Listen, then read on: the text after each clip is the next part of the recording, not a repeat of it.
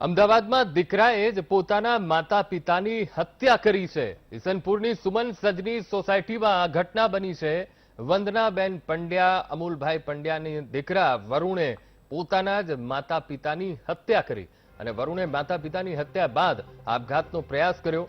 આપઘાતનો પ્રયાસ કરનાર વરુણ હોસ્પિટલમાં સારવાર હેઠળ છે। ઈસનપુર પોલીસે ગુનો નોંધીને વધુ કાર્યવાહી હાથ ધરી છે।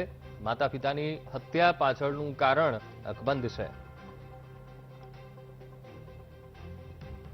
આજ મુદ્દે સંવાદદાતા અનિતા પટણી ફોનલાઈન પર જોડાઈ ગયા છે।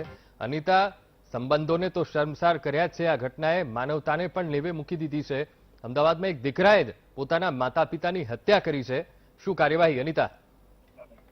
જી અંકુર, જે પ્રકારની ઘટના જે ઈસનપુરના સુમન સજની સોસાયટીની સામે આવી છે, જેમાં એક વંદનાબેનનો પુત્ર જે વરુણ છે તેમણે વંદનાબેનની હત્યા કરી છે અને જે 65 વર્ષના તેના પિતા સમાન જે કાકા જે છે તેમની પણ હત્યા કરવામાં આવી છે। આ બંને જે વૃદ્ધ જે છે તેઓની હત્યા કર્યા બાદ આ વરુણ દ્વારા 3 વખત આપઘાતનો પ્રયત્ન પણ કરવામાં આવ્યો હતો, પરંતુ તે સફળ નહીં થતા તેને હાલ હોસ્પિટલમાં ખસેડવામાં આવ્યો છે। મહત્વનું છે કે આર્થિક સંકળામણ અને જે પ્રકારે બેકારીના કારણે વરુણ ઘરમાં બેઠો હતો ત્યારે આ વૃદ્ધ માતા પિતા જે તેને ઠપકો આપી રહ્યા હતા, જેનાથી કંટાળીને તેને ગળું દબાવીને તેમની હત્યા કરી હોવાનું સામે આવી રહ્યું છે।